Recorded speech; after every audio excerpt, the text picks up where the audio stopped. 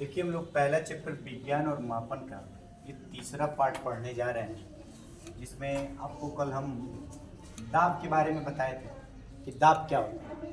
तो प्रति एकांक क्षेत्रफल पर लगने वाले बल को क्या कहते हैं? दाब।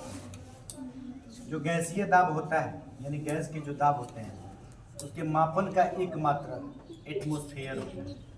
एटमॉस्फेयर मतलब वायुमंडलीय। क्या होता है? वायुमंडलीय होता है।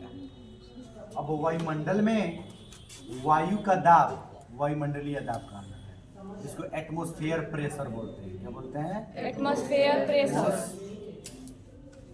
एटमॉस्फेयर प्रेशर यानी कि वायुमंडल में हमारे आसपास के चारों ओर के वातावरण में जो वायु का दबाव होता है, उसी दबाव को क्या बोलते हैं? वायुमंडलीय प्रेशर बोलते हैं, वायुमंडलीय दाब।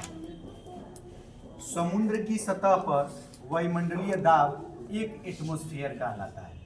जो समुद्र की सतह होती है, वहाँ का जो वातावरण का जो दबाव होता है, प्रेशर होता है, उसको एक एटमॉस्फेयर, एक वायुमंडल भी कहा जाता है। और इसे सामान्य दाब, नॉर्मल प्रेशर भी बोला जाता है।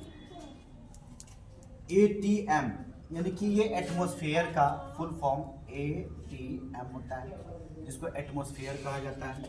तो एक ATM बराबर, यानी कि एक एटमॉस्फेयर बराबर होता है कितना? 1.013 या 1.013 इंटू 10 का पावर 5 पास्कल, यानी 1.013 गुणे 10 का पावर 5 पास्कल एक एटमॉस्फेयर होता है।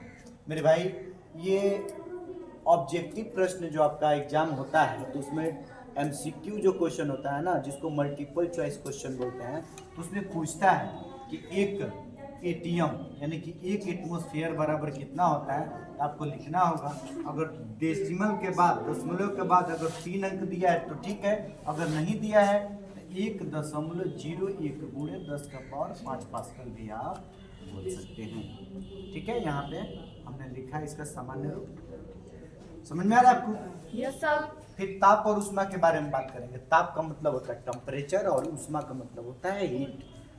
अब टेम्परेचर यानी ताप, कितना तापमान है, ठीक है, और उष्मा जिससे जलन महसूस होती है, और टेम्परेचर तापमान यानी कि धूप से संबंधित। आइए हम जानेंगे ताप और उष्मा क्या होता है, इसके मात्रक क्या होते हैं। मेरे भाई मैं बता दूं कि ताप का मात्रक होता है, उसको केल्विन बोलते हैं। क्या बोलते हैं? केल्विन। और केल्विन को बेटा किससे सूचित करते हैं? के से सूचित करते हैं। बर्फ, बर्फ का एक टुकड़ा देखे होंगे। बर्फ को अगर हम लोग रखेंगे तो वो क्या हो जाएगा? गल जाएगा। तब बर्फ का गलनांक, बर्फ का गलनांक, तो बर्फ का गलनांक होता है 273.15 केल्विन। कितना पर गलनांक होता है इसका? 273.15 केल्विन। और जल का क्वथनांक, क्वथनांक का मतलब होता है गर्म, यानी कि उबलना जिसको बोलते हैं। क्वथन का अर्थ ही होता है उबलना, और गलनांक का अर्थ होता है गल जाना। जैसे अभी एक बर्फ का छोटा सा टुकड़ा आइस है, किसी कंटेनर में रखोगे, आप हमको दिए, कहे कि सर हमने आपको दिया, बोले कि बाबू इस बर्फ के टुकड़े को आप रख के रहो, मैं 5 मिनट में आता हूँ। अब मैं कहूँगा बाबू मेरा बर्फ का टुकड़ा दो, आपको सर बर्फ तो है ही नहीं। हमने कहा खा गए तुम खा गए, तो आप कहोगे नहीं सर गल गया। हमने कहा फिर झूठ बोल रहे हो, तुम खा गए। अगर वही प्रश्न मुझसे करते, मैं उसको ले जाकर उस जल को कहते ठीक है सर आप आइए आधे घंटे में, मैं आपको दे देता, ले जाकर फ्रिज में रख देता और इसको टेम्परेचर को कम कर देता, और जो जल है वह जमकर पुनः बर्फ की अवस्था में आ जाती और हम आपको रिटर्न कर देते। ठीक है, तो मेरे भाई जो बर्फ का गलनांक होता है, गलने की जो प्रवृत्ति होती है 273.15 केल्विन होती है। और जो जल का क्वथन, क्वथन का अर्थ होता है बेटा उबलना, 315.15 केल्विन। आइए इसका रूप जानते हैं।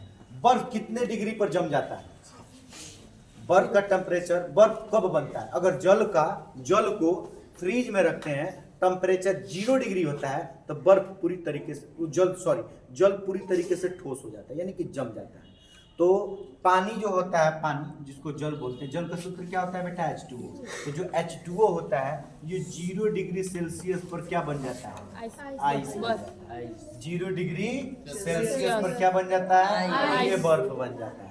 ठीक है, और जो जल होता है वो 100 डिग्री सेल्सियस पर खौलने लगता है।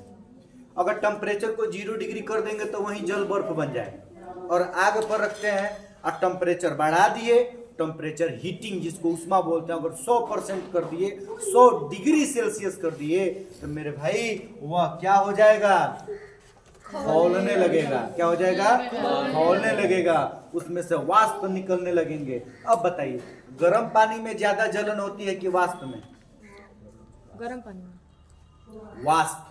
किससे?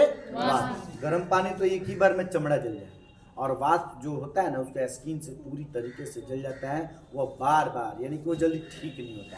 तो मेरे भाई मैं बता दूं कि बर्फ का गलनांक, गलनांक का मतलब 0 डिग्री सेल्सियस पर गल जाता है, सॉरी वो क्या बन जाता है? ठोस बन जाता है। और 273.15 केल्विन यानी 273 केल्विन, और जल 100, तो 273 में 100 प्लस कर देंगे तो 373 केल्विन हो जाता है। अब हम जानने की कोशिश करेंगे फिर यहाँ पे ऊर्जा के बारे में। किसके बारे में भाई? ऊर्जा के बारे में। आप जानते हैं कि कार्य करने की क्षमता को ऊर्जा कहते हैं। जब तक हमारे शरीर में जान है तब तक हम वर्क कर रहे हैं, नहीं जान होगा नहीं करें तो ऊर्जा रहेगी तभी हम वर्क भी कर पाएंगे, अन्यथा हम लोग नहीं भी कर पाएंगे। ऊर्जा का SI मात्रक जूल होता है। आप पूछेंगे सर ये कैसे इनको मात्रक निकलता? तो मैं आपको बता दूं कि ऊर्जा के बारे में बताया था जूल साहब ने। किसने बताया था? जूल साहब। जूल एक वैज्ञानिक थे, और वैज्ञानिक ने ऊर्जा के बारे में बताया, तो इसलिए उनके मात्रक के नाम पर उनका नाम पड़ गया। तो ऊर्जा का SI मात्रक मेरे भाई जूल होती है, और उष्मा का भी मात्रक जूल ही होता है, क्योंकि उन्होंने उष्मा के भी बारे में बताया था और ऊर्जा के भी बारे में बताया था। आ रहा है समझ में? Yes sir. नेक्स्ट